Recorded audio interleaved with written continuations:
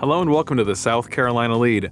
I'm your host, Gavin Jackson, and this episode was recorded on January 3rd, 2023 from South Carolina Public Radio Studios here in Columbia. Just so you know, some of the information in this podcast may have changed by the time you've heard it. This episode features a look at one state senator who started the new year with a public intoxication ticket. We look at the racial demographics of voters in the 2022 election and find out who voted how in the U.S. House Speaker's race, as well as a preview of a very busy January calendar. In business, we look at why the Palmetto State was one of the top moving destinations for some Americans in 2022 and break down one of the worst years for the S&P 500.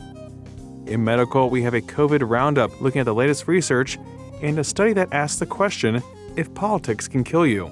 And so my present to you in this new year is that I'm talking this entire episode. Yes, unfortunately there are no long clips. In fact, there are no clips. I'm sorry, Ben Davis, but this, I will tell you, is the calm before the storm, folks. We're going to have some hefty news events over the coming days, so enjoy my dulcet tones. But we would have some clips in this episode, if people would call, too. We need you to call us at 803-563-7169 and tell us what your New Year's resolution is for 2023. We need to know, folks. What are you doing? What's your advice? I am a ship without a captain right now until you give me some advice for 2023. What should I be doing? How should I be approaching things? Let us know. Leave your name, where you're calling from, and your advice for 2023 at 803-563-7169. Now, for the latest in South Carolina, currently the spread of COVID-19 is medium according to county-level data from the Centers for Disease Control and Prevention. For the week ending December 24th, there were 9,574 cases of COVID-19 reported. That's up 17% from the week before. There were also 10 deaths, bringing the total since the pandemic started to 18,834. On average, 606 South Carolinians were hospitalized with COVID-19 and 76 were in intensive care. Currently, 53.8% of eligible South Carolinians are fully vaccinated. Pivoting to the flu, it remains widespread in South Carolina through the week ending December 24th, according to DHEC. The agency reports that the number of lab-confirmed tests and number of those hospitalized with the virus has decreased. So far this season, there have been 42,914 cases and 63 flu-related deaths. That's far above the 5-year season average of 10. So wash your hands, folks. Cover your coughs. Stay home if you're sick. Spray down your cell phones. Just be smart, folks. We're turning a page here. Stay healthy out there. It's 2023. The lead needs you.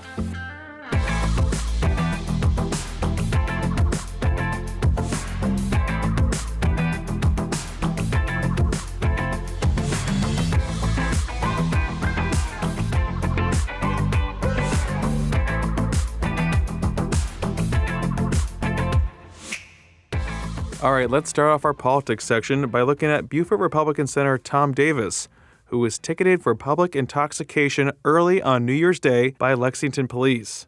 The senator, who chairs the Senate Labor, Commerce, and Industry Committee, is also familiar to you if you guys are listening to us regularly because he played a key role in stopping the restrictive abortion bill from getting through the Senate, which last year passed his medical marijuana bill, another big piece of legislation we talked a lot about and will this year. Now, Senator Davis released this following statement saying, quote, "I'm ashamed and embarrassed by what happened last night, and I want to say I'm sorry to my family and to my constituents. I'm not going to deflect or excuse this mistake. Instead, I'm going to learn from it and move forward with a greater sense of responsibility," quote. Davis said that he was at a gathering where alcohol was consumed and realized moments after he left that he should not be driving. He reportedly pulled his vehicle into a nearby parking lot, disengaged it, and sat in it for over an hour. A Lexington Police Department officer later approached him and ticketed Davis for public intoxication. Davis said that he cooperated immediately, fully, and completely with the officer. He was not charged with driving under the influence. Now, we're still waiting on some more details to this story.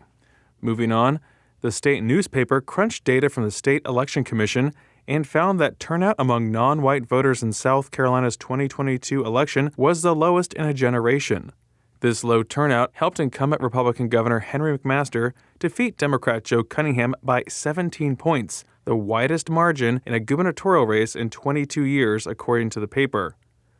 This was because fewer black voters, the backbone of the state's Democratic Party, cast ballots like they have in elections prior. The newspaper continued to report that only 390,000 non-white voters, roughly 35% of those registered, cast ballots in the midterm. That's a nearly 20% drop in non-white voter turnout compared to 2018, despite the fact that 170,000 more non-white residents were registered to vote this year. Tyler Jones, a senior Cunningham advisor, told the paper that he acknowledged the underfunded campaign had been forced to make tough decisions, but expressed no regrets about where it had allocated its scarce resources and rejected the notion it had neglected or failed to appeal to black voters. Jones said, "We had two choices. We could try to win this race, or we could just try to get 42% to 43% and call it a day. We were going for a victory, and that means persuading voters. It means winning independents and getting enough Republican crossover voters to win." The paper also noted that Georgia, North Carolina, and Louisiana also reported major chasms between black and white voter turnout rates.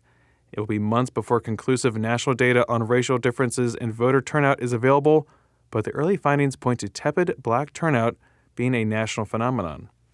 From one election to another, Tuesday was the first day of the 118th Congress, and the focus was on the House Speaker's fight among Republicans who now hold a slim majority in the chamber. At the time of this taping, Republican members of the South Carolina delegation were split on Minority Leader Kevin McCarthy's candidacy, which failed on the first ballot, with only 203 votes, far short of the 218 needed. This is because the fractured Republican caucus had 10 members vote for Arizona Republican Representative Andy Biggs and 9 vote for other candidates. 5th District Republican Representative Ralph Norman has made his displeasure toward McCarthy well known and is one of the 5 in the Never Kevin bloc, which also includes Representatives Andy Biggs of Arizona, Matt Gaetz of Florida, Matt Rosendale of Montana, and Bob Good of Virginia. On the first ballot, Norman voted for Biggs. South Carolina Republicans Jeff Duncan, Russell Fry, Nancy Mace, William Timmons, and Joe Wilson all voted for McCarthy on the first ballot.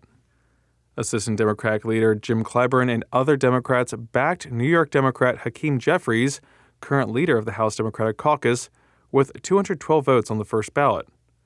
At the time of our recording, the second ballot vote was underway. Now, this vote came days after the House gave final approval to the $1.7 trillion omnibus bill by a vote of 225 to 201 on December 23rd. Democratic Representative Jim Clyburn voted in favor of the package that boosted domestic and defense spending, while all Republican members of the South Carolina delegation opposed it. And let's take a moment to look ahead. We expect to be getting the governor's executive budget on Friday of this week, so we'll have more details on what he's proposing in Saturday's podcast, so stay tuned. Now, again, this is not just a tease, but it's also a budget proposal when the governor tells lawmakers what he thinks should be the priorities for spending next year, and it's based on budget requests made to the Executive Budget Office. Regardless of the proposal, the House Ways and Means Committee will begin crafting the House budget next week when lawmakers return to session on Tuesday. The Budget Writing Committee is under new leadership, with Greenville Republican Representative Bruce Bannister steering the committee, which has an extra $1.3 billion to budget with this year. On Thursday, the state Supreme Court will hear arguments involving the state's 2021 death penalty law that makes the electric chair the state's default method of execution since lethal injection drugs are no longer available, and it also created the firing squad as a new method. A state trial court ruled against the law in September, and the appeal is before the state Supreme Court at 11:30 on Thursday morning. You can find the stream on scetv.org. Also on our calendars, next Tuesday, like we said, January 10th, is when lawmakers gavel back into session, and the governor's inauguration is on Wednesday, January 11th. We'll be live, folks, 11 o'clock, January 11th, on South Carolina TV channels, South Carolina Public Radio channels, and our social media platforms.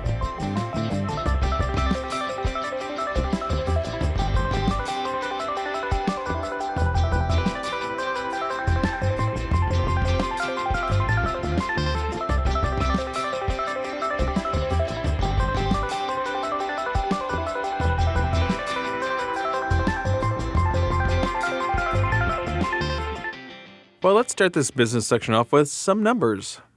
After we do the numbers. 2022 wasn't the best year for financial markets. In fact, it was the worst year for the benchmark S&P 500 since 2008. Not a good year, 2008. Maybe you graduated college in 2008 and had a hard time finding a job. But overall, according to the AP, the S&P 500 posted a 19.4% decline for all of 2022. That's about $8.2 trillion in value, according to S&P Dow Jones indices. Now, this is the S&P's third annual decline since the financial crisis of 2008, when the S&P 500 plunged 38.5%. So definitely not as bad as 2008, half of it, if you will, but still not great. And a painful reversal for investors after the S&P 500 notched a gain of nearly 27% in 2021, this according to AP. Stocks struggled all year as pandemic stimulus was withdrawn and inflation put increasing pressure on consumers, while central banks raised interest rates to fight high prices.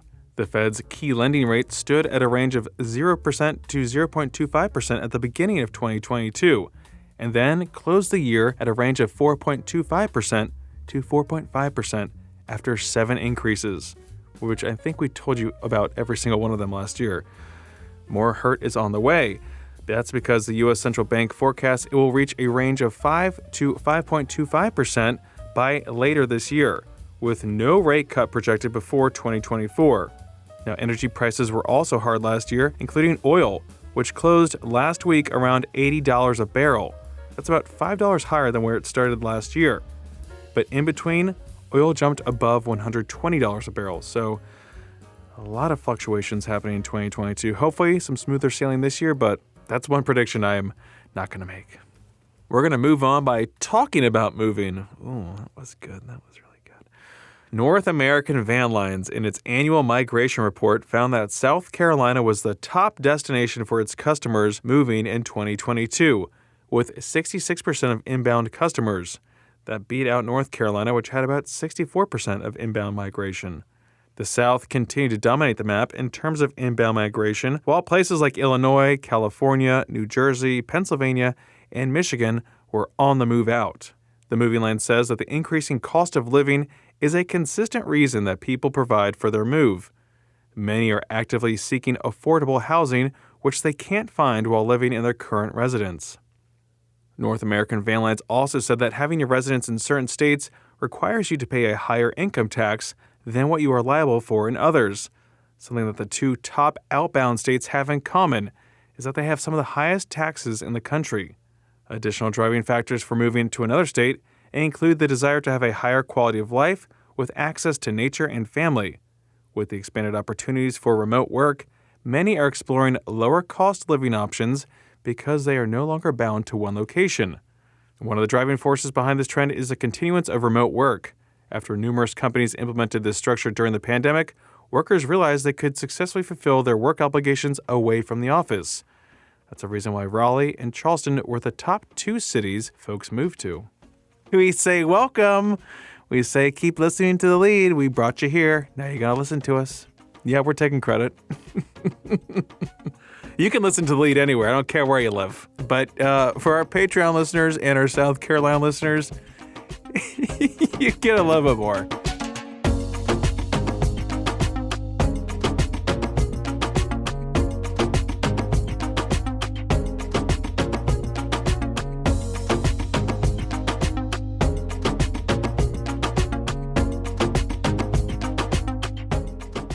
Let's start off our medical section with a look at how COVID is going, after we do a quick look back. That's because an estimated 14.83 million excess deaths occurred during the first 2 years of the COVID-19 pandemic globally. That's 2.74 times more deaths than the 5.4 million reported as a result of COVID-19 for 2020 and 2021, according to a new World Health Organization study published in the journal Nature. India, Russia, Indonesia, the United States, Brazil, and Mexico suffered the most estimated deaths due to COVID-19 during that 2-year period. The Johns Hopkins Center for Health Security newsletter reports that U.S. CDC data show that while about 69% of the U.S. population has completed the primary 2-dose vaccine series for COVID-19, only about 14% of people aged 5 and older have received the updated booster. According to recent polling data from the Kaiser Family Foundation, many people are unsure about the benefit of the updated COVID-19 vaccine.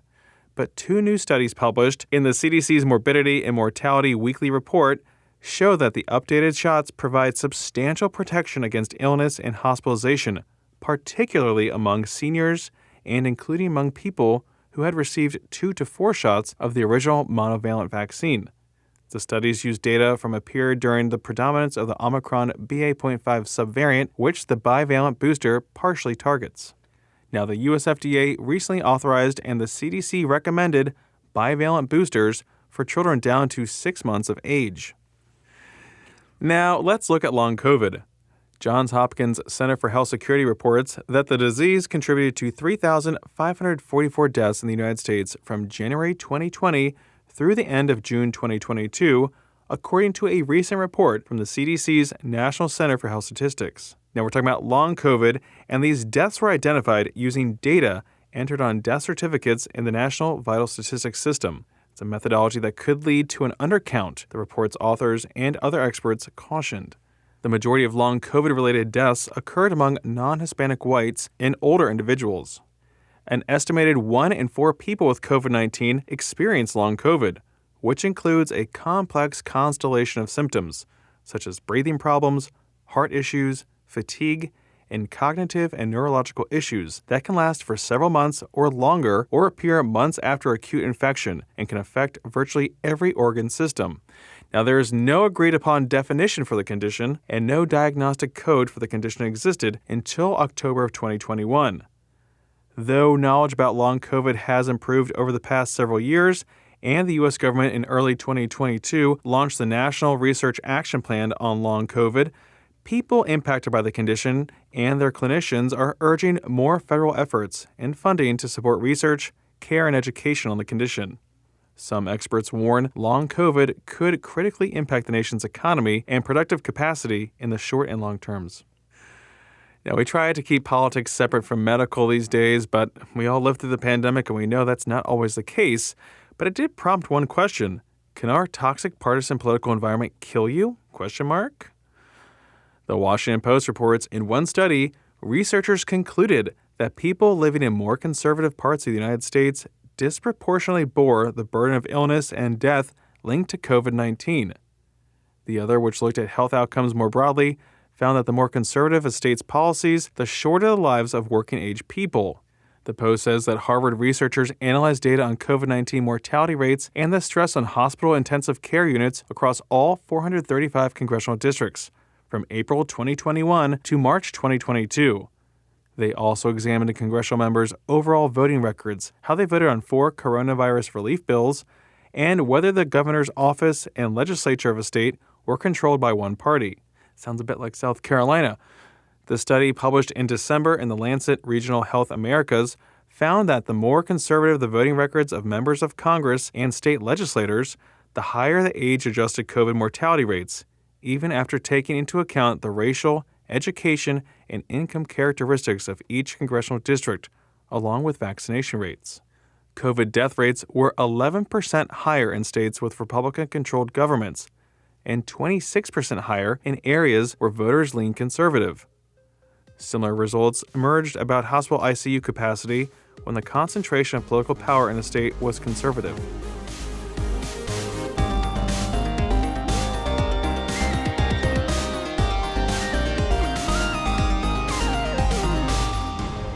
Welcome to the wind down section, our little break from the news.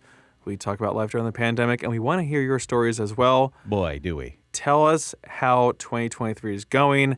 Give us some advice for 2023. We are lost at sea here, folks, and I know maritime law. Yeah. And this is so disconcerting to me. Oh, you don't want to see him like this, everyone. I mean, you don't want to see him like this. Tell us what you got for Christmas. He's lying down as he should be, but he's thrashing, okay? It's been a lot to record this episode. And we got new microphones in the studio. We're back in the studio, folks. AT he's mobile enough to join us in studio. I would like to say that I walked into the building Yes, today. he did. Yes, you did, King. Go off, King. It took a lot. It was very slow. It wasn't fast. That slight incline, really. Yeah, it stressing you there. You feel it a lot more. Yeah, no scooter. You're freewheeling right now. Yeah, I am unencumbered. I'm less machine than I was before now. Love to hear it. Yeah, it is great. A great start to the new year. Oh, yes, Gavin. But I want to start this off. Oh my God. with an update about myself. There's something I course. realized about myself, okay? Oh. So one of my friends, anyone that knows me, okay? You know AT, what does it stand for, Gavin? Always No, there. it stands for Andrew Thomas. Oh, you want me to actually answer Yes, it? you Okay. knew that too. Yeah, and I know that you knew that. Yeah, sometimes I say Andrew, just like a Andrew. Andrew. Were you ever an Andy? Never. My dad's an Andy, so I was okay. never an Andy. There you go. Anyway, so I got an invite to my friend's wedding about 3 years ago, addressed to Anthony Shire. Ooh. And I thought this was funny. Like, he thought my name was Anthony. It wasn't. And that went away. But then this year, my sister-in-law sent me a Christmas card addressed to Mr. and Mrs. Anthony Shire. Oh God. And then I realized something. I have BTE. I have Big Tony energy. I was like, I don't know. Is that a Bitcoin? What's BTE? I have Big Tony energy. Yeah. Everyone thinks I'm Italian just because I'm from New Jersey, you know? Sure. And so I understand that. But do people think that AT stands for Anthony? Just straight up? A lot of people don't even know that your name is AT sometimes. And then I don't think that maybe some people don't think it means anything. Maybe Anthony. But I do think I have the aura of a Tony. No? I mean, Like a big Tony guy? I guess we're just so jaded by Tony Soprano. Like, I don't want to loop you in with Tony Soprano. He's a good guy, no? He goes to therapy. Yeah, He he's was way ahead of his time. Yeah, we're all there for that. But like, he was just, I don't know. He was just not my favorite character on TV. Big Tony, you have big something energy. I think you have big AT energy. Sal? Is it Salvatore or something like that? I would just say big Italian energy, right? Yeah, I think so too. Yeah, I definitely do. And I'm not going to fault anyone here on out. If you just call me Tony, I might answer. What about you, Gavin? What you had a big announcement happen, yeah? Yeah, so This was great for me. one of my brothers is going through a physical recently, and he discovered while doing some sort of eye test, which I don't know the entirety of and its credibility, but found out that he has some sort of partial color deficiency. Yes, which is colorblind. It is colorblind. But, and it's funny, there's a test. We all did it. Me and my two brothers, we did it when we were home, and we're all like, what are you talking about? There's supposed to be numbers there. I just see dots. Colored dots. If anyone knows what Gavin's talking about, it's like, it looks like colored dots. It's a circle with colored dots, and you're supposed to be able to see a number inside. It's like a little bit of a magic eye situation. So they're supposed to just pop up. It's not. You just see it. Well, the dots look like a magic eye to people that have certain deficiency. Yes. Which was a very big blow for the Jackson brothers learning about our deficiency, which it's not true colorblindness, in my opinion, in terms of I can see blue, I can see green, I can see red, I can see yellow, I can see all those colors. You think. So you think. I'm aware that I can. I can play Twister with no problems.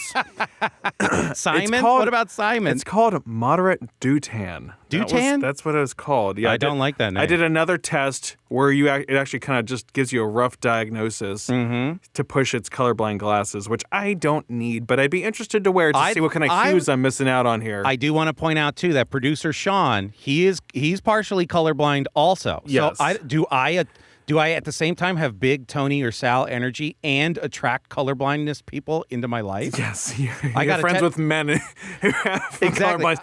But it's the type of red-green colorblindness that has the green cones in the eye detect too much red light. We're talking cones, not rods. Enough green light. Yeah, so Yes. But maybe that's why we never like red. No one really wears red in our family. I don't know. My mother's anti-red, and it's funny enough, the woman is also in the same boat. She can't see. Oh. But then I got my father to do it, my Faja. My father? And who gave me this podcast. He gave me this podcast. And I hate to speak ill. But that man could see it all. So we got the defective gene from my mother. Oh, brutal. So it was very difficult for us. It was a very tough Christmas, as you can imagine. I love that. It's still 2020 though. We had our gray tree up and the gray.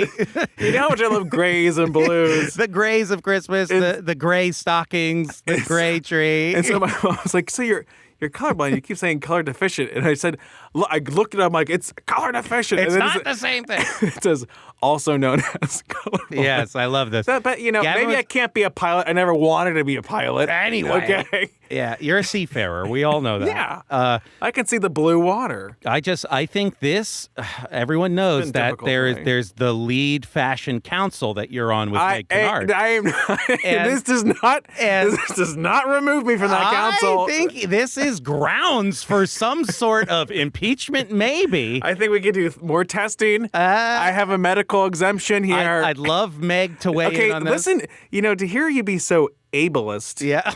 It's kind of disgusting in your current situation. You've been throwing down here rulings left and right here in the council from on high, and so I think that Meg needs. The silence is deafening from the other member. That's all.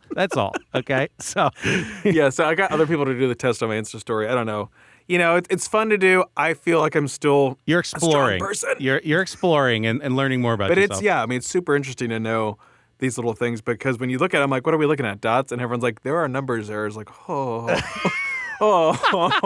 maybe I can't be a law enforcement officer either. In my mind, I just want to get you the glasses. Yeah. And then we can do one of those videos where I film you crying, seeing color, but for myself to gain the clout. You know what I mean? Like, I'm interested in making I think it's just shades. It's really just not being able to determine shades between, dark blue and black. It's the hues, okay? It's the hues. But I do want to add that, we're talking about fashion.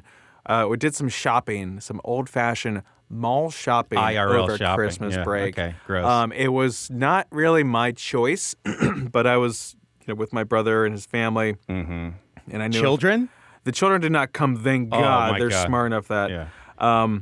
But I was like, yeah, I'll go spend time with my brother and my sister-in-law and, have a beer and some pizza and go shop. Sure. California Pizza Kitchen. Disgusting. I didn't even feel like I was at a mall. An affront. I will say that the pineapple pizza that I did consume oh my God. was delicious. Stop it. Along with the Blue Moon. We're at Montgomery Mall in Maryland. Really hoity-toity. One of the better malls in the area, I will say. I don't know, man. And it was interesting because it wasn't as crazy. It was still very busy, but it wasn't as crazy. Is it dying? Was it in a death rattle? it's a good one. It's really filled up. But why do people go to the Apple store so much? I don't know. It's shiny. Yeah? But I have a phone. You can touch everything. I got a computer. I got the AirPods. I got an iPad. I need to go look. If I'm going to get a new phone, when I go to the phone store? Wouldn't you do it on the internet? That's the big question. I don't know. Oh, I'm in between this model and that model. They look and feel the exact. I gotta hold them. Yeah. I'm still very confused, but it was interesting just to shop around and because we always talk about the death of the mall, and it's just. It's nice. They're going strong in New Jersey. Strong, yeah. New Jersey, you know what I mean? They never gave up. But it was also where we eat real pizza, okay? It was the day that freezing cold. We had to get home because roads were freezing over because the day before it rained, they couldn't pre-treat. Someone stalked us to our parking spot, which was a good sign of a strong economy, in my opinion. The ecosystem is still thriving. Hey, you guys leave? Anyway, this ecosystem needs your help to thrive. But the bitter cold, your pipes, AT. I had some pipes burst, only outside the house. Thank God. Okay, so... where pipes live. It wasn't great. I had to pay for it, but it wasn't as bad as it could have been. Thank God. I got to thank my neighbors who live on Street in Columbia, South Carolina, and they shut off my water on Christmas Eve. So thank you so much. Good Christmas present. Great Christmas present from them. Now I owe them a gift card somewhere. Anyway, this ecosystem needs your help to survive. Yes. So please call in Gavin. Dying. Give them the number. Give them all the credits. Thank you for listening. New year, same pod. We're still awful. Not changing ourselves at all. See you later. Give us some advice to help us change ourselves. 803-563-7169. We love to hear from you guys. New year, new you, maybe a new pod. Doubt it. We're going to keep it pretty similar, but there will be some changes we'll talk about the coming days and months. But again, thanks for listening to the pod. Show us your appreciation by leaving us a review on Apple Podcasts or a voicemail, 803-563-7169. And you can also stay up to date with the latest news on scetv.org and southcarolinapublicradio.org. And don't forget to support your local newspapers. For the South Carolina Lede, I'm Gavin Jackson. Be well, South Carolina.